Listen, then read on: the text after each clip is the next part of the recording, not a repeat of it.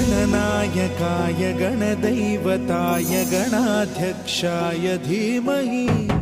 गुणशरीराय गुणमण्डिताय गुणेशानाय धीमहि